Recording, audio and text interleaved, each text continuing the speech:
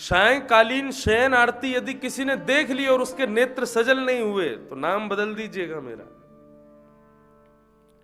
शयन आरती कैसी होती है वहां पर? महाराज जी कभी दक्षिण भारत की ओर जाएं तो एक बार निश्चित ही वहां श्री रामानुज परंपरा के वैष्णव भी खूब जाते हैं दर्शन करने। शयन आरती कैसी होती ठाकुर जी की? मंदिर के चारों तरफ 1 लक्ष के लगभग दीप मालिकाएं बनी हुई हैं। जितने भी दर्शनार्थी जाते हैं तो पुरुषों को ऊपर वस्त्र पहनने का अधिकार नहीं है, नीचे केवल धोती होनी चाहिए, पैंट और पजामा वाले वहां प्रवेश नहीं मंदिर में। ऊपर अंग वस्त्र जो है केवल ऊपर पटके के माध्यम से होना चाहिए, ये शर्ट कुर्ता ये सब कुछ नहीं चलता वहां पर।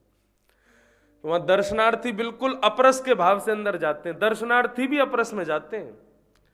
तो सबको एक बड़ी बड़ी लौ दे दी जाएगी, उसमें ऊपर वो जल रही होगी, उससे 1 लक्ष जो दीप मालिका सारे दर्शनार्थी उसको प्रज्वलित करते हैं शाम को।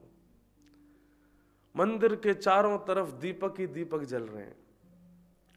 फिर वहां एक रस्सी से घेराबंदी कर दी जाएगी, उस रस्सी के पीछे सारे दर्शनार्थी खड़े होंगे। उसके बाद वहां 5 हाथी आते हैं, 2 हाथी आगे 2 हाथी पीछे, बीच में 1 हाथी। बीच वाले हाथी के सुंदर महाराज स्वर्ण के आभूषण गले में होंगे, सुंदर तिलक उसके मस्तिष्क पर होगा। वो ठाकुर जी के मुख्य द्वार पर आके बीच वाला हाथी बैठ जाता है, 2 हाथी आगे 2 हाथी पीछे खड़े रहते हैं, उन पर 3-3 पुजारी खड़े रहते हैं हाथियों पर।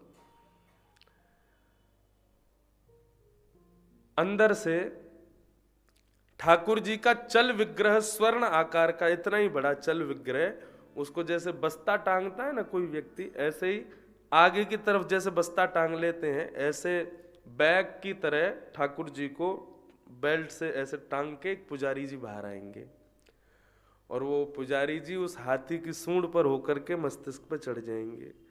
फिर जैसे ही वो हाथी खड़ा होगा, आगे 2 हाथी जो है उन पर पुजारी आरती करेंगे, पीछे हाथी अपनी सूंड से ठाकुर जी की चमड़ डोराता है और फिर लाल जी को लेकर के उस मंदिर की परिक्रमा होती है। मैं आपको बता नहीं सकता, जब वो स्वरूप का दर्शन होता है, सामने हाथी पर पुजारी आरती घुमा रहे हैं, पीछे हाथी पर चमर डोरा रहे हैं और बीच में लाल जी हाथी पर बैठ करके घूमते हुए सबको दर्शन देते हुए सबके मैंने भाव पूछा, मैंने कि ऐसे बाहर क्यों आते हैं शहर में? हमारे यहाँ ठाकुर जी तो पहुंच जाते हैं, ये ठाकुर जी बाहर घूमते हैं। बोले ये सब दर्शनार्थियों की सुध लेने आते हैं, सब ठीक हो ना, अब सो जाना सब प्रेम से, सबको एक बार मिल करके फिर सोने जाएंगे अंदर। तो इस प्रकार समस्त दर्शनार्थियों के पास घूमते घूमते घूमते फिर ठाकुर जी शयन के लिए भीतर जाते हैं। 12 महीने चंदन की पोशाक पहनते हैं क्योंकि वहां गर्मी रहती है और 12 महीने लगभग बारिश होती है, लगभग रोज बारिश। ऐसा दिव्य स्थान है।